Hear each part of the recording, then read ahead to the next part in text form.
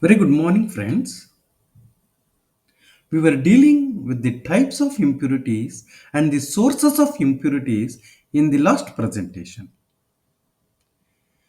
As per ICH guidelines, the types and sources of impurities are classified into four types. The first type is the process related drug substances. These are the drug substances which are impurities which enters into the process which we follow. That's why we call it as process related drug substances. The sources for this type of impurity is may be organic in nature. It may include the starting material itself, which do not completely convert into the product and they stay with the product, and this will become the impurity in the product. Or the impurities present in the starting material gets carried away with the product. The intermediates which are formed in the reaction process, which cannot be converted fully into the product, may remain in the product, and that can also act as a source of impurities. Along with the products, the byproducts are also found because of the competing reactions, and this will be another source of the process related impurities.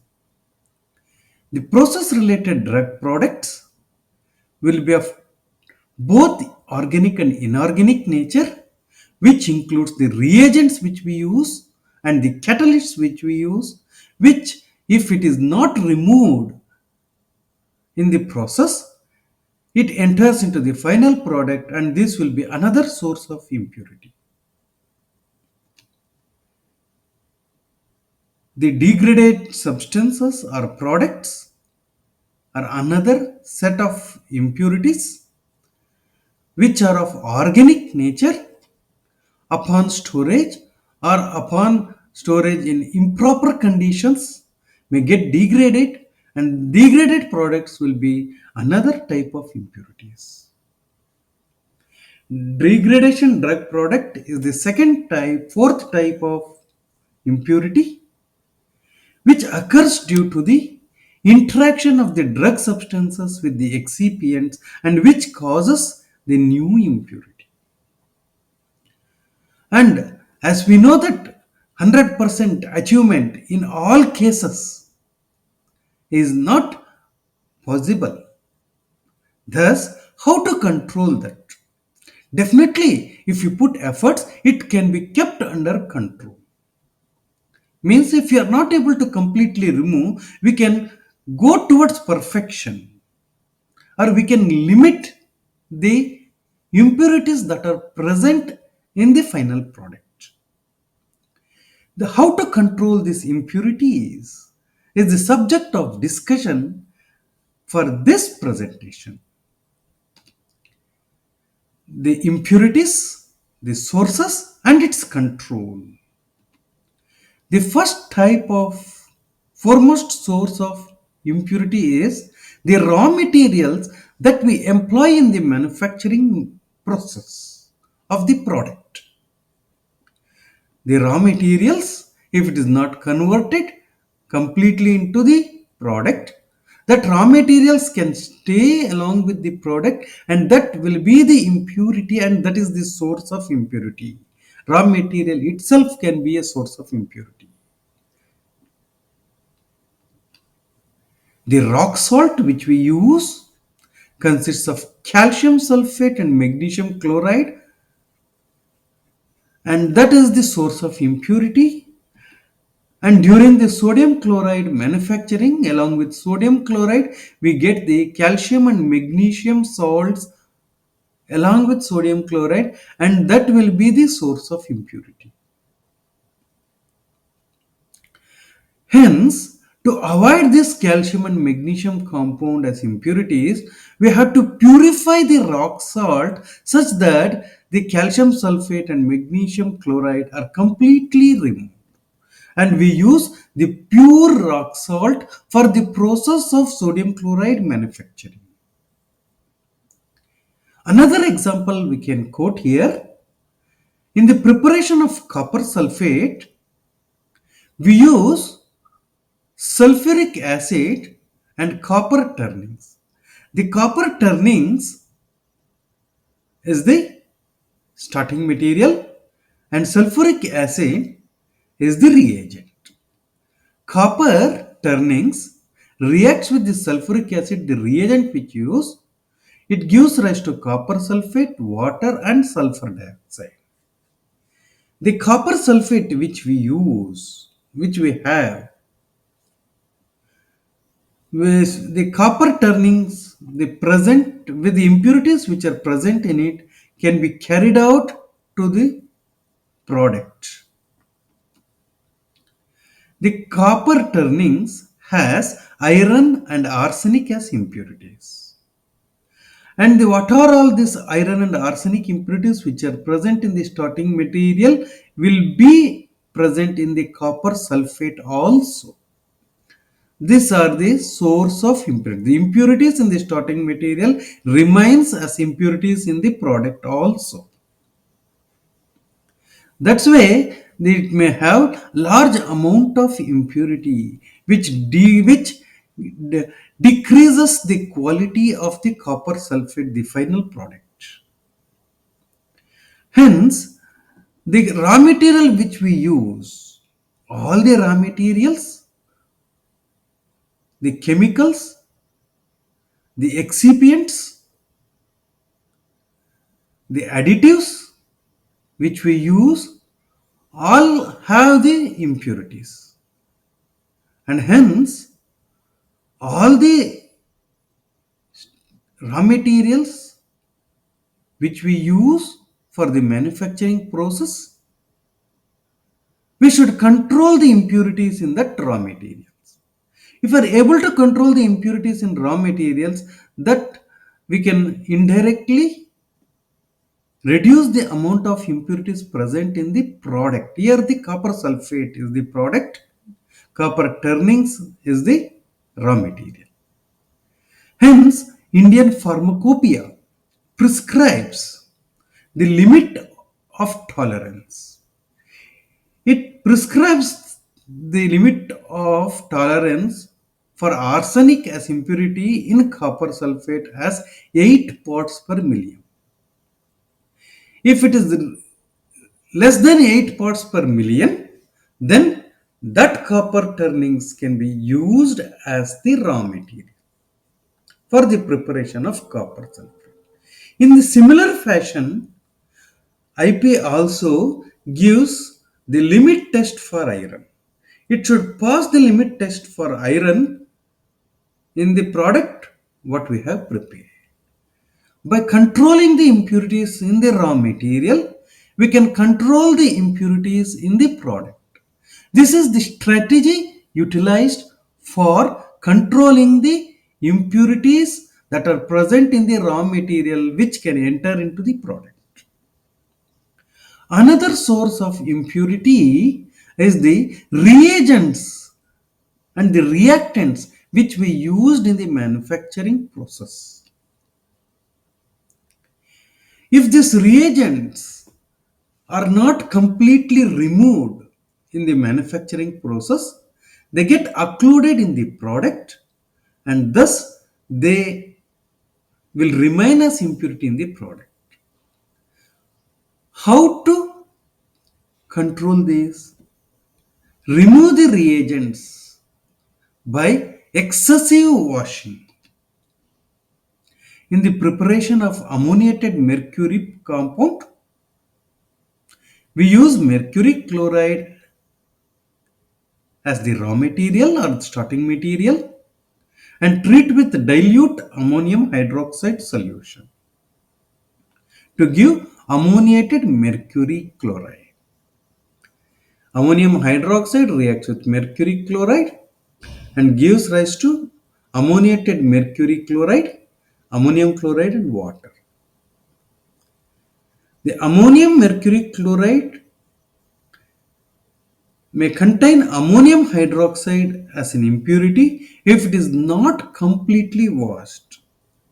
That's why care should be taken to wash the prepared ammonium chloride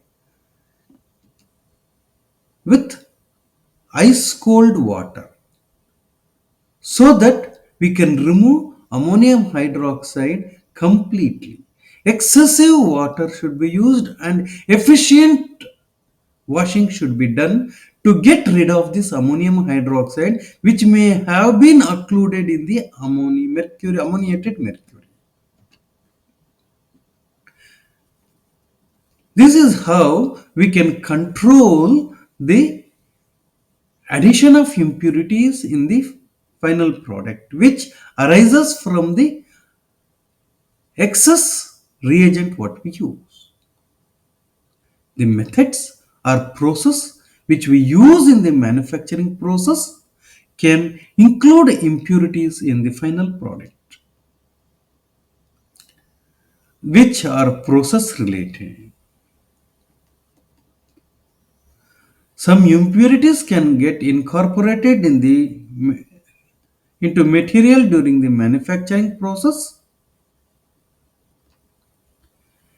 The reaction may include multi-step synthesis, and if there are intermediates and if that intermediates are not completely removed or completely converted into the final product, then those intermediates can remain in the final product and they can be another source of impurity.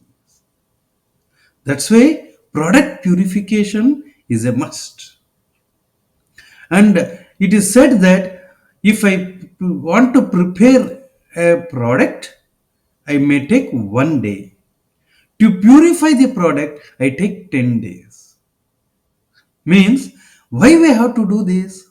It's because to remove the impurities that are present in the starting material, to remove the impurities that are occurring as reagents or reactants, or to remove that intermediates that go into the final product.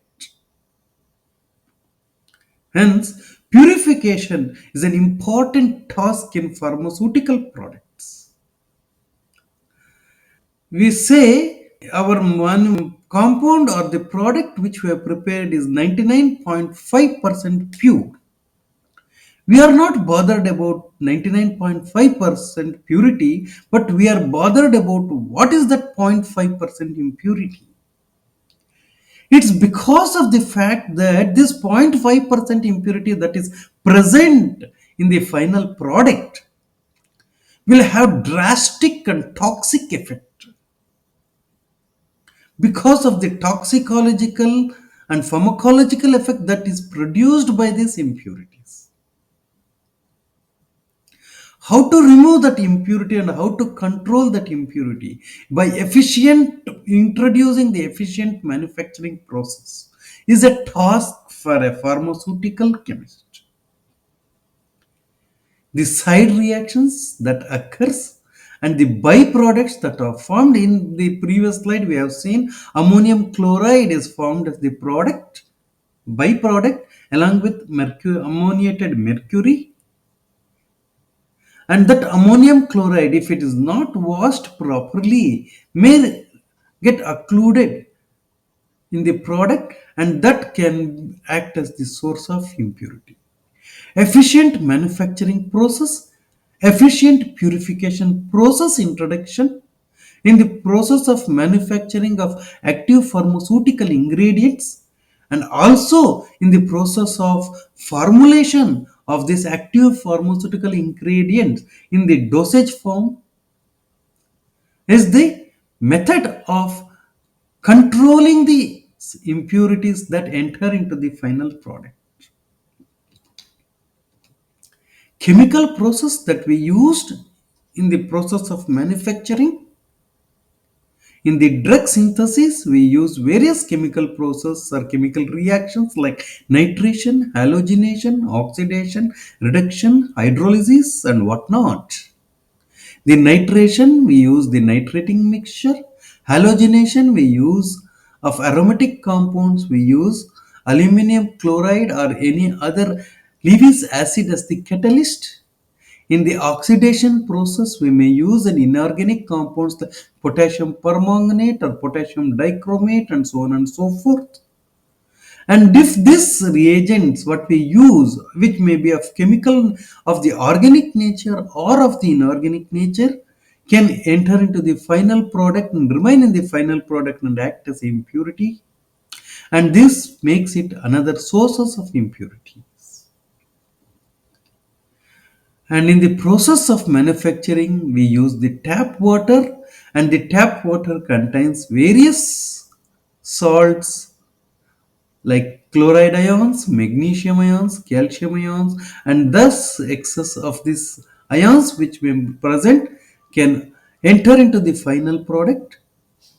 And we have seen in the recent case where the Maggie which was produced by a international company contained excess of lead, and this lead which came in the process of manufacturing are the examples of the chemical process impurities that can enter into the final product. And the atmospheric contamination that occurs during the manufacturing process is another source of impurity. That's why when we do the manufacturing of the products, we have to carry out under the controlled atmospheric conditions so that it won't give the contamination.